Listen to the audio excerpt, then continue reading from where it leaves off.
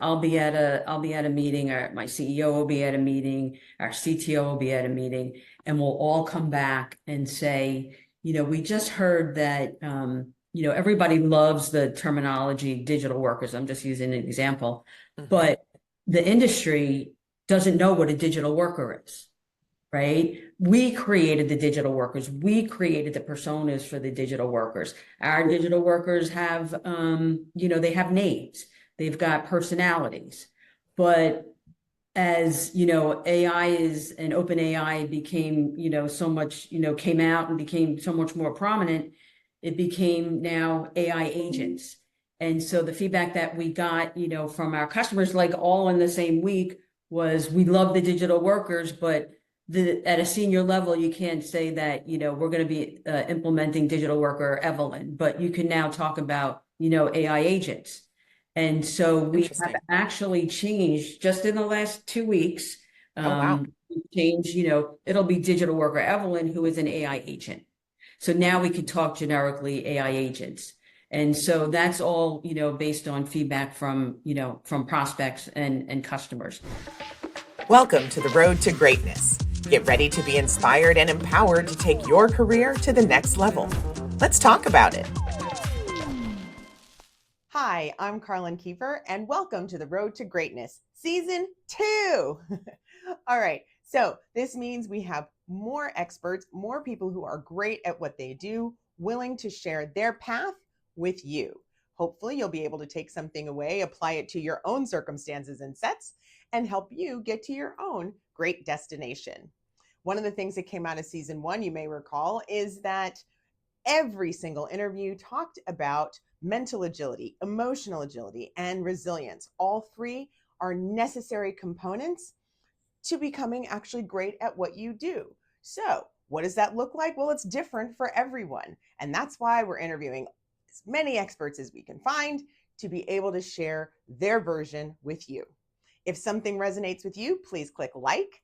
If you want to hear more, please hit subscribe. And if you feel like you know someone who could probably benefit from a few extra tips and tricks, share. And with that, we're going to go to the road to greatness. Let's talk about it. And I'm delighted to welcome Wendy Petty. She is the Chief Revenue Officer for WorkFusion. If you are unfamiliar with WorkFusion, they help save time, time and work for their customers by generating software powered by AI. They primarily work in banking, healthcare, insurance, but of course, all industries are fair play. And WorkFusion gets consistently high ratings in key analyst reports like Gartner and Forrester. And basically, if you are new to the software space, what they do is really it's bringing people, process, and bots together to create the most efficiency possible in any enterprise organization. So Wendy, so glad to have you here. Thank you, Carlin. It's great to be here. Well, let's get started first in the road to greatness. I always like to start with telling me your path. How did you get to be CRO? It is a very coveted spot and certainly I would argue, one of the most important places in an organization because you basically keep the lights on. Yes. So first off, the title Road to Greatness kind of like made me reflect on looking back to, how I took this journey and where I am today. And it's interesting as you look back over your career, but I actually, was in the right place at the right time. I did not go to school for technology. I did not have an engineering degree. I didn't have a technology degree. I actually went to school for business with a focus on hotel and restaurant management. And Whoa. yeah, interestingly enough, my first job out of college was installing hotel computer systems. Ah, And that's how I got into technology. It was back when nobody even knew about DOS or what a computer was. And it was really early days. And, when you come out of school, even back then, when you're so young, you really don't know what you want to do. And I've always seemed to find my way. And so I found my way and was interviewed back in the day. The recruitment process was a lot different. There was, little ads in the paper in the New York Times. And when I graduated from school, really focused on business because I had this specialty. There was a little tiny ad in the New York Times that was looking for someone that had experience in hospitality, actually looking for, the ability to learn about computers and install at the time, it was called hotel property management systems. And that's how I started in technology. I didn't have a clue in the world. I never even took a computer class. And when I say I was lucky because I was chosen one out of probably thousands of candidates. And two, the woman that led the technology organization was my first mentor, and she was absolutely unbelievable and taught me everything I knew.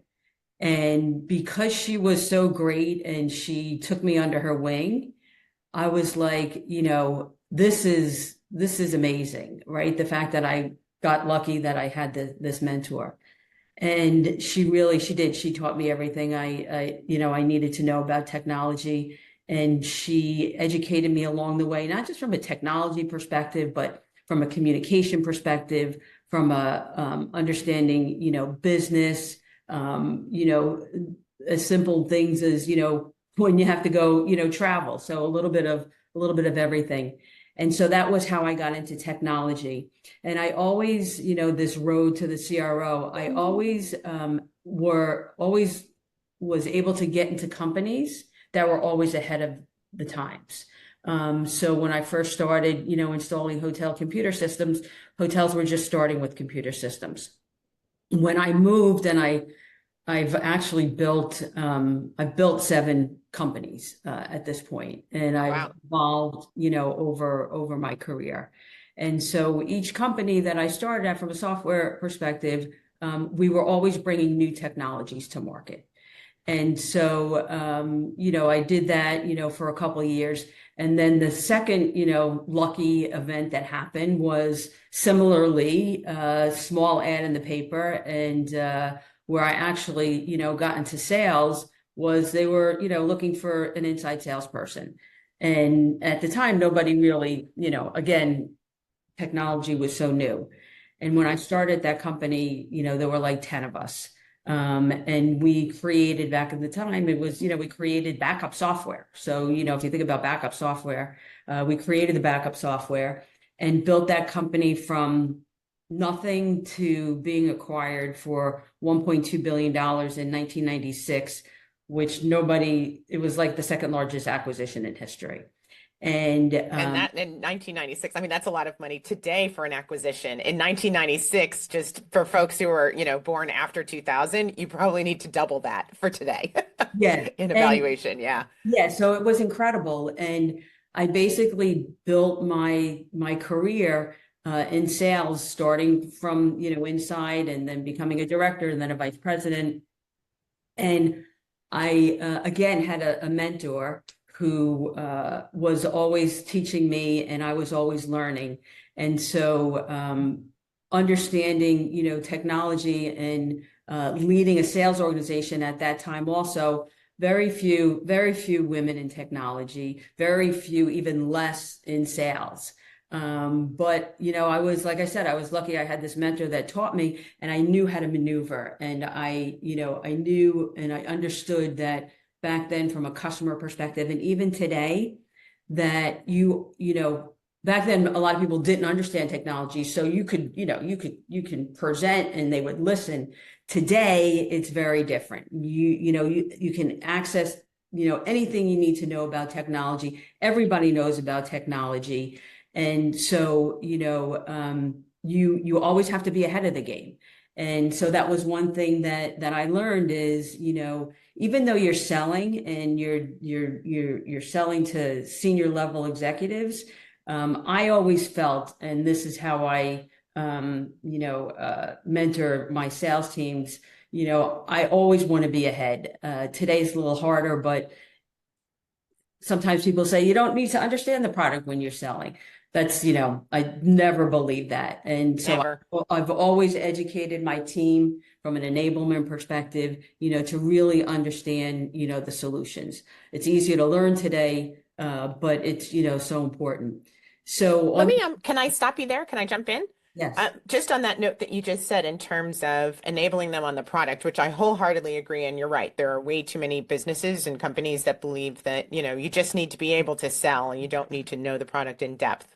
Disagree there.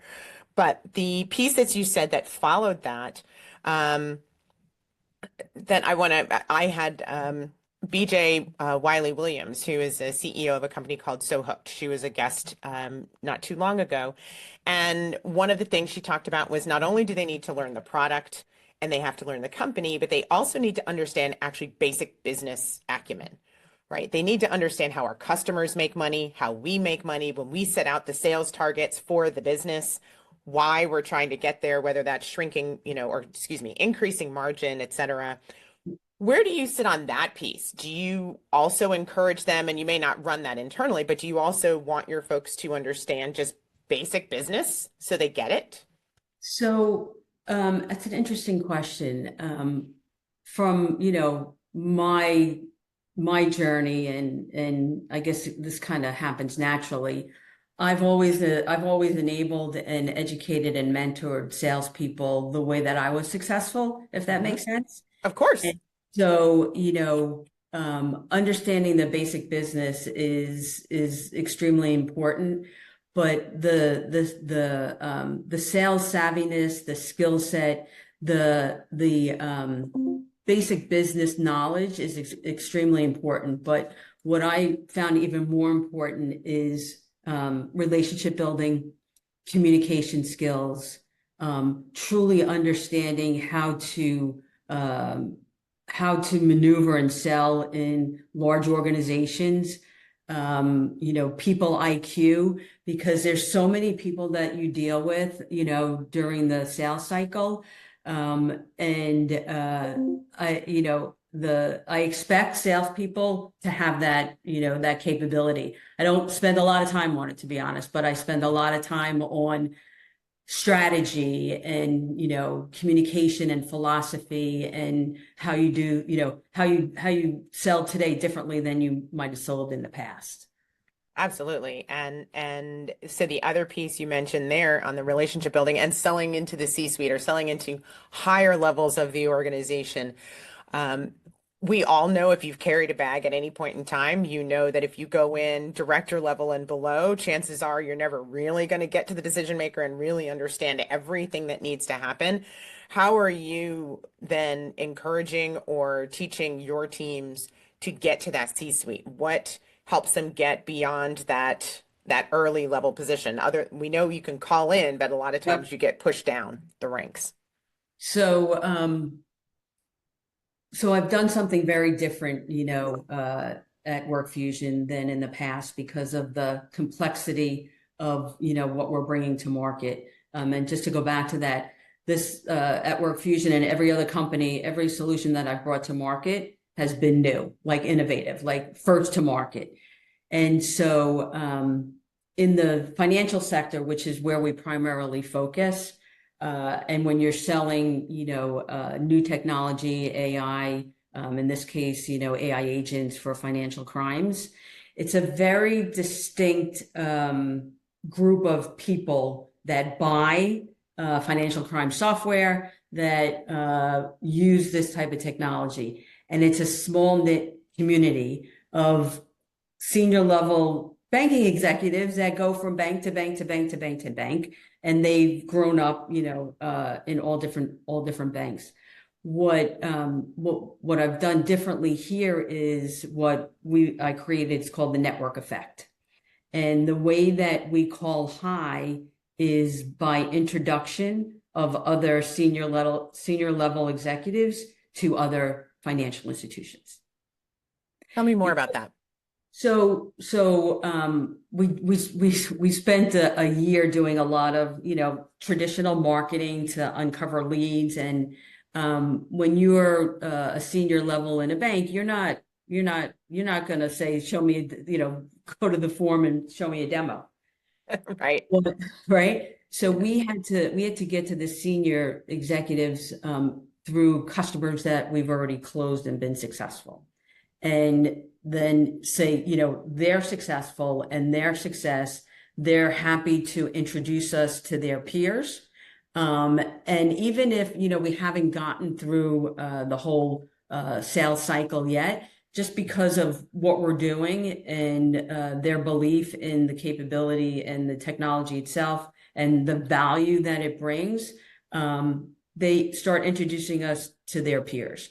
So we've been able to get at a senior level where you have to be, especially with, this type of solution in the large, financial institutions. And so we created this, it's our go-to-market. It's called the network effect. And we work, with our customers, and they've been at, different financial institutions, and we just, start getting introduced that way. I've also leveraged very differently here. We have an advisory board that is very well connected in many different industries in the financial services industry, and leveraged, our not our board, but our advisory board. And they've come from senior levels. So we've been able, to get in that way. It's one thing, Carlin, to get in. It's another thing to be successful once you're there. Yes. So Right. getting in is half, is half the challenge, but then successfully selling, in these organizations is the other half. And getting, and this is why it goes back to, the question you asked before, like, how do you enable your salespeople? Well, getting in and having those senior level conversations is not an easy thing. And then having it with multiple senior level executives in, financial institutions is not, takes a lot of work. And it, personally and professionally, you have to practice to get there. You got to fail, right? And so we definitely have. I'm like, I'm like, this is incredible. Like, I can't believe we can't get to this deal done. And we finally, and I think you use this word and I love it. We pivot. I pivoted, I've been doing this for 2.5 years, and I can't tell you how many times we've pivoted, and it works. You have to, and you have to know mentally that this isn't working. You don't have any more time. You got to make the move. And you never do it, like, I don't ever do anything on my own. I do it through collaboration, not only with my sales organization, but with the other organizations, within the company. So that was a long answer to your question. But it's okay because it hit a number of things, so I love it. And I'm going to stay on the pivot issue for just a moment. And specifically when you said you have to fail, which so many people are afraid to say. So many people are afraid to acknowledge that, okay, something didn't work. I'm not perfect at understanding or knowing how to do every little thing. Yeah. How are you instilling with your teams the I don't even know that it's the permission to fail and not get it exactly right? That's different than, not producing, being lazy, that sort of thing. But failure is something that just is a part of success. It's part of the journey. How are you Right. teaching that resilience or enforcing that resilience? Well, one, to admit that you've done it yourself, that you failed yourself, right? Yeah. And it's okay. And, it's okay because we learn. We learn, when we, in a particular opportunity, when we didn't call on the right people, and we might not have lost the deal, but we lost interest.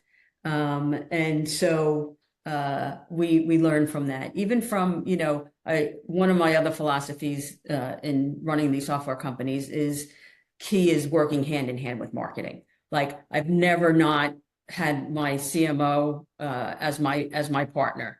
And so, we work together to build this business. And we did traditional marketing. We tried to get the message out there.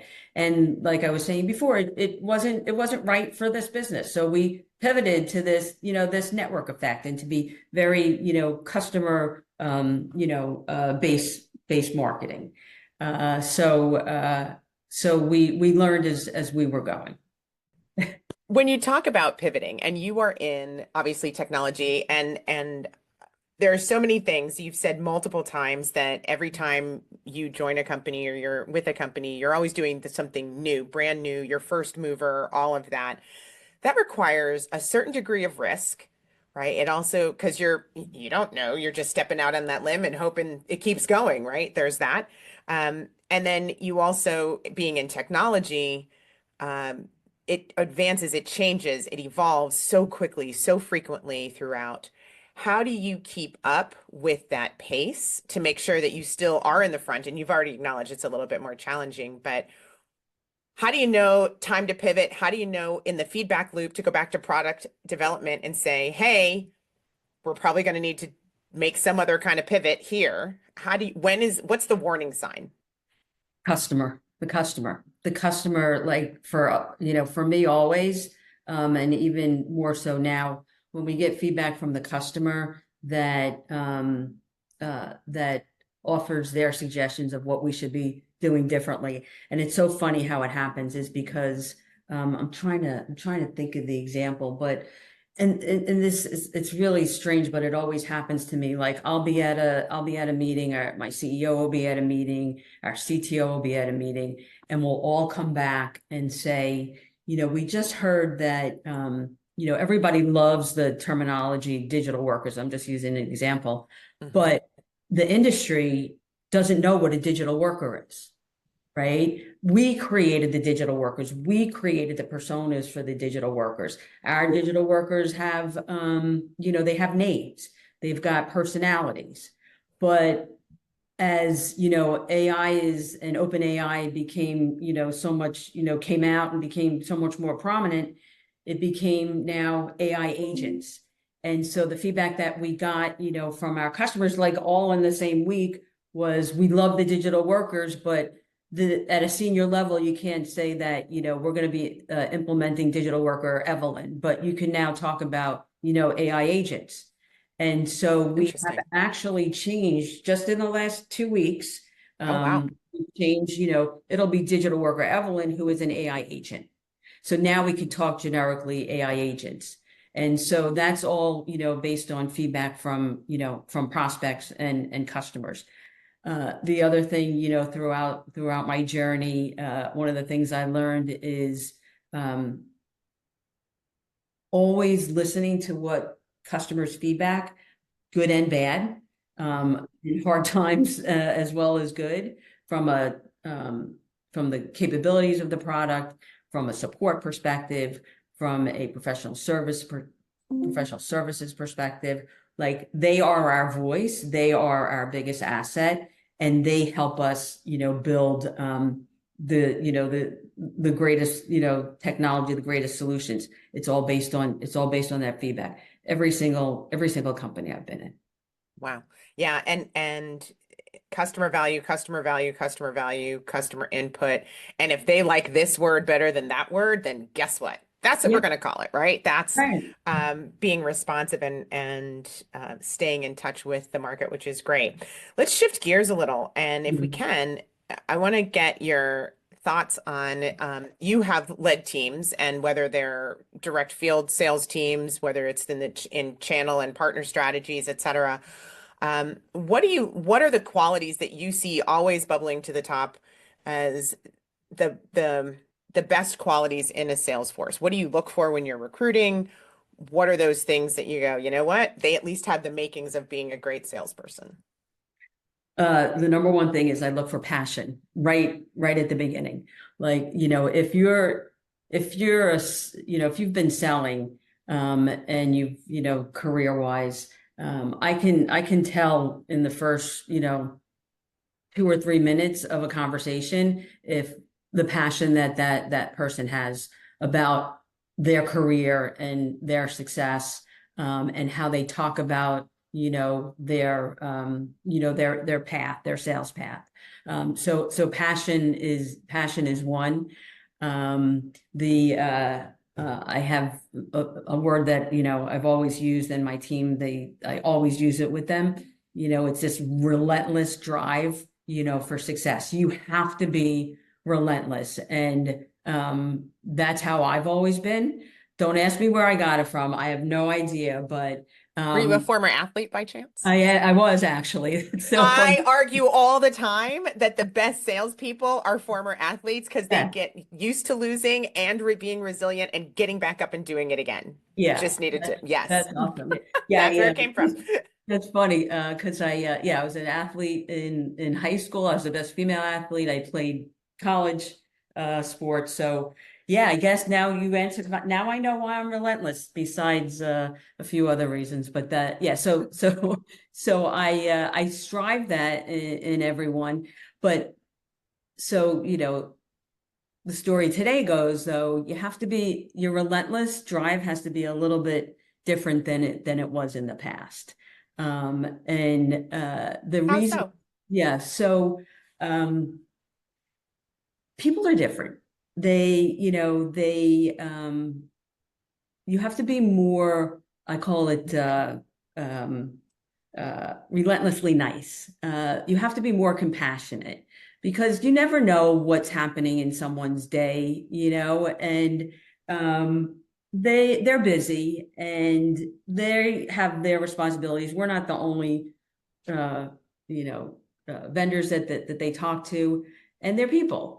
And but at the end of the day, if you build that relationship with them and that rapport, they get to know who you are as a salesperson, and you're going to be relentless because you want to make them successful as well. And you can't make them successful unless you show them your passion and your relentlessness to help them. And so that's the other difference in selling today is buyers are different. We always knew that if you could sell in New York, you could sell anywhere. But everybody's everywhere now, so it's not like you could just sell in New York. And clearly, you could tell I'm originally from New York. Just But a little accent. just yeah, I've tried to change that over the years, but that didn't work either. So the this relentless drive is important, and you just have to be more sensitive. But at the end of the day, we are running a company, we are running a business, and it's all about sales. It's all about sales. So I think that answered the question. It did. Yeah.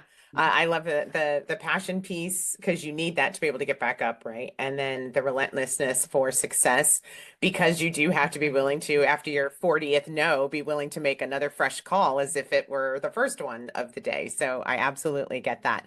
Yeah, Um, you can't give up. You really. I'll tell you just another quick story, and then sure. in selling today, especially in this space, it is amazing to me that customers or prospects that we started calling on 2 years ago. So I've been in this role 2.5 years as a CRO here. Mhm. Customers that we started calling on 2 years ago, where we were early, right, to market with this digital worker strategy, actually have taken emails that we've sent them, our salespeople, Mhm. and forwarded them back and said, "Okay, I'm ready to talk now." Wow, that's I huge. it is huge. And I have there are things, I've seen happen, in the last couple of years that I haven't seen in my career. That's why it's still it's exciting still. And, it's different. And so it keeps me on my toes, which keeps, my team on their toes, because I'm Right. always learning and I'm teaching them. But that is, that has a lot to do also with our sellers and them being relentless and not giving up, and always going back. And, I can give you multiple examples of that. But I, I think about every single day what I need to do to make my team better, to Mhm. think differently. Um, and what I love now, and I've seen it in the past, is they're ahead of the game now. Now, it's just the coaching and the strategizing, and I love seeing the growth, of the sales team, and that's why I'm saying I'm learning, being a CRO today and running a sales organization, and I talk to my peers, is much different than it's been in the past. But Sure. it keeps us on our toes. Always good. All right, we're going to take a quick break. When we come back, I want to talk to you a little bit more about AI on the inside. How is it affecting the performance of your sellers? We'll talk about it as soon as we come back. Stay with us. Okay, great. Thank you. Are you ready to elevate your team's performance? Introducing Pro Tip Partners. With over 20 years of experience in enablement and learning and development, we've helped businesses like yours achieve amazing growth outcomes. Our focus areas include sales enablement and effectiveness, manager and leadership development, and our unique improv for business workshops, helping your teams enhance their confidence and ability to embrace the unknown. For your customer-facing teams, we provide professional communication training to make presentations engaging and interactive. At Pro Tip Partners, all our workshops are engaging, fun, and build on best practices for proven business growth. For companies needing a fractional executive to jumpstart new initiatives without increasing headcount, we're your go-to partner. Visit us at protippartners.com or call 301-4PRO-TIP for a free needs assessment. Pro Tip Partners, elevating performance, empowering growth. All right, welcome back. And Wendy, one thing I want to ask about, so we've talked about from a customer-facing side and what's necessary to be successful with the customers. One thing that you mentioned, though, in terms of what's important in a seller or a sales rep is the communication and their communication skills, and making sure that is something you look for in your candidates.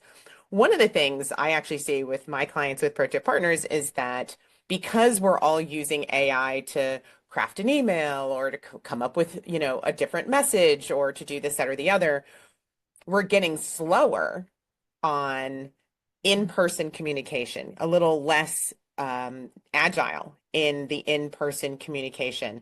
So whether that's objection handling, whether that's, hey, your prospect said something and popped something on you that you weren't expecting, being able to pivot in that moment is getting a little bit more challenging. Just as one of the AI is a blessing and a curse, but that's just one of the things. Do you see that same thing happening?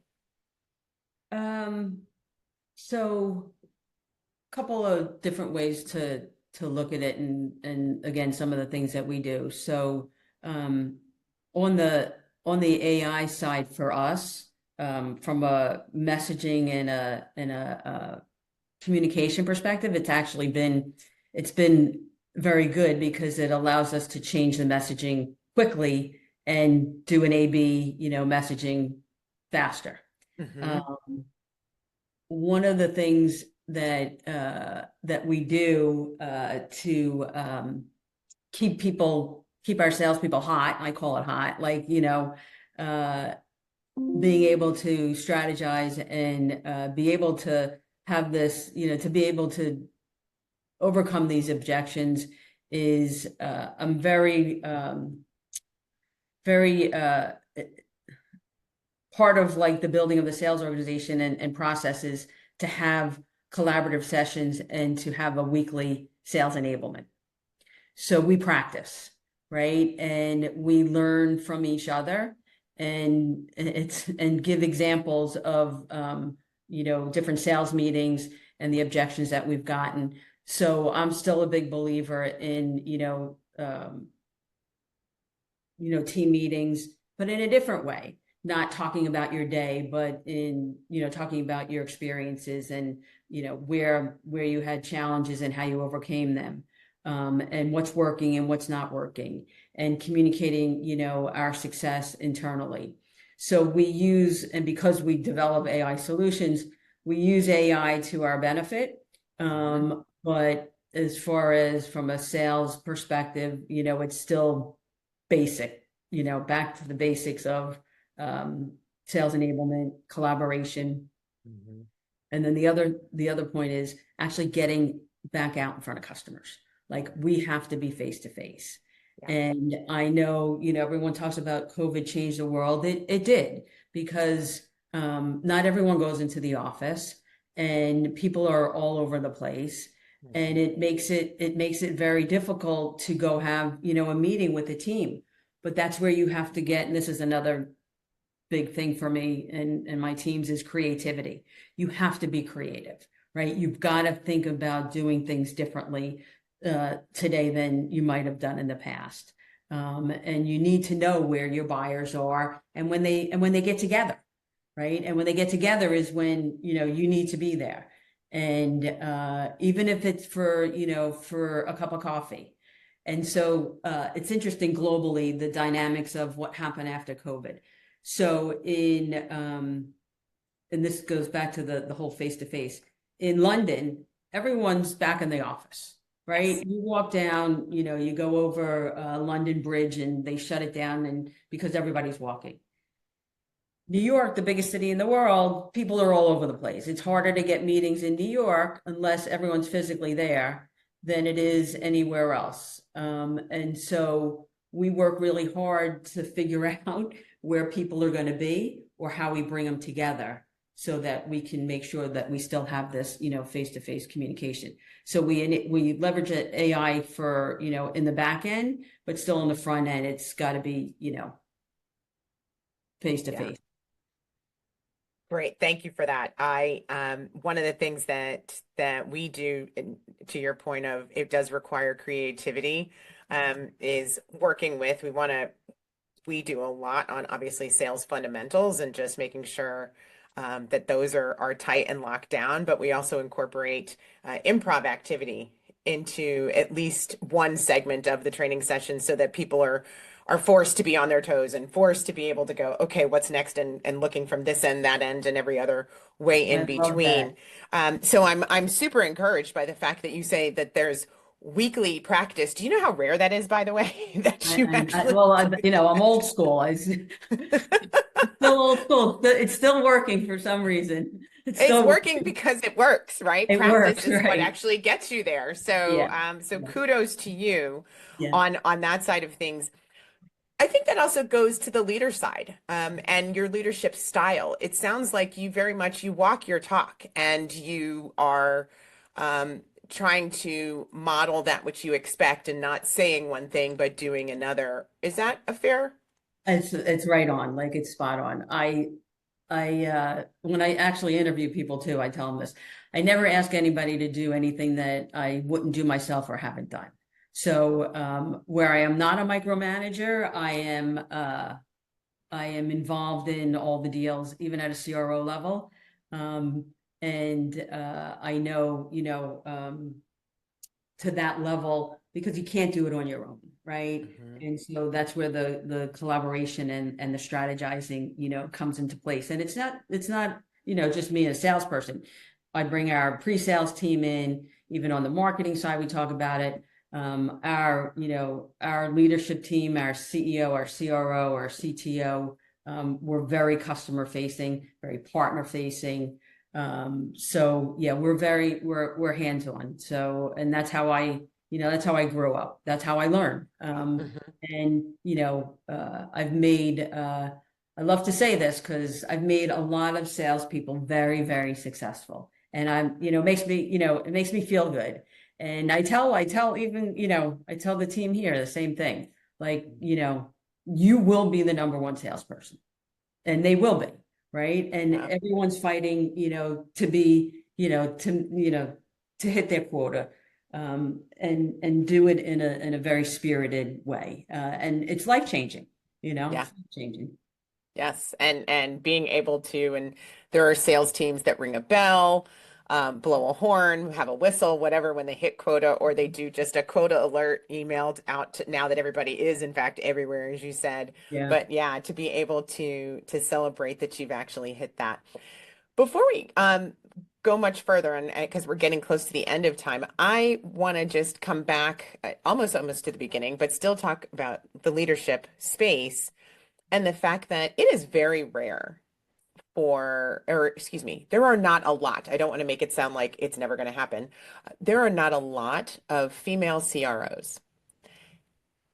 What do you think and the answer might be obvious based on the conversation, but what do you Yeah. think is the thing that helped you break the mold and get there, right? I interviewed, again, I mentioned CEO Renee De Silva, actually, from Health Management Academy, and she talked about how important it was because no one at the table looked like her. She had to be a self-advocate more than everybody else. What do you think is the magic bullet for you to be one of the few to make it to the top?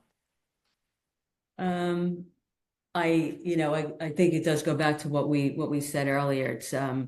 It's not about who you are, right? It's about who you want to be and how you show up.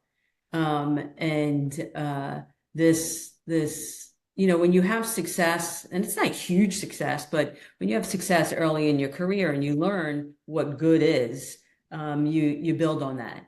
And so I never would thought I would have been in sales or even doing this, but not every company that I worked for was wildly successful, but for the most part, we were really successful.